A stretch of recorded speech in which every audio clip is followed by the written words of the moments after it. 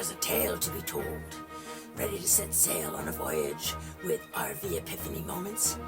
We've been needing equipment that's not usually on board the new RV. The treasures that you'll need to navigate the rough waters of RV life. So batten down the hatches, we splice the main brace, and prepare to embark on an adventure filled with learnings.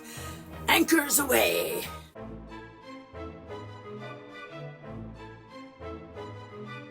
Gather round as we set sail on the high seas of RV life.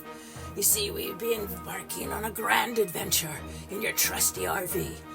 There be a few little things they did not tell you about to keep your ship afloat. Haha, first being, if you have a trailer, have a weight distribution system with anti-sway, the marvel of modern engineering to balance the load on your trusty ship as you go along and don't capsize. If you have a travel trailer, you really want to have an anti-sway, your trailer's doing this down the road, and a weight distribution system to keep your vehicle and your trailer all hooked up. Backup camera be your lookout, spotting danger behind. And when you're in the dead of night and you're parking your trusty vehicle and your trailer, you want to make sure to avoid the treasure shoals. If a backup camera is not part of your RV package, please get it. It's wonderful when you're backing up your trailer or your vehicle into a spot, tight spot particularly. And also, plus, when you're going down the road, you want to know what's behind you. And you can see it. Yes, win-win. Chocks and leveling blocks be like the treasures of Davy Jones's locker, keeping you steady in the stormy seas. They keep you going along in the same place and you're not rocking and rolling like a drunken sailor in a squall. Oh no! So the chalk is going to keep you right where you want to stay, keep you there. And trust me, I know what I'm talking about because we tried to pull our trailer off one time without the chocks being where they're supposed to be. Ooh, it wasn't pretty. Leveling blocks will keep your balance just where it's supposed to be. First mate, fetch me the water hose for quenching the thirst and swabbing the decks. You see, the water hose is more than just a simple tube. 'Tis the lifeline to your fresh water. Without it, you'd be parched in the desert island. Aye. So you get to your first campsite, and you find out there's no way to attach the water spigot that the campground has to your RV. Oops. What do you mean the water hose is not included when you buy your RV? Sometimes not. Make sure you have one. A water hose and a sewer one too. It's good to also have a separate hose just for your black tank flush if you have it. That way, you're not going to mix something. You don't want to mix the gray and the black water kind of stuff. Your city water and your black water. You don't want to do that. So 2 hoses are really good, plus a splitter that will send the water to the right spots. Now, me hearties, a water filter be a key to drinking clean grog. It be the guardian of your health, filtering all manner of scurvy-causing contaminants from your drinking water. Oh, get yourself a nice water filter. Yes.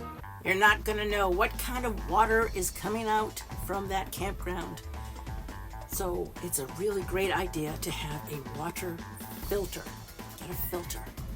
There's a lot of discussion about should it be right where you hitch it up to your trailer, or should it be over on the other side, right where it comes from the campground. I'm not going to get into that argument right now. Water filter is important.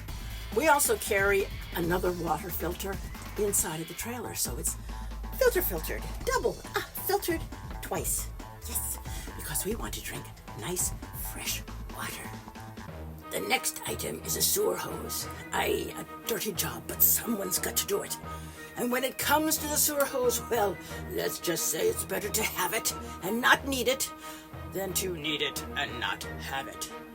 So make sure you have a sewer hose before you go off on your next adventure.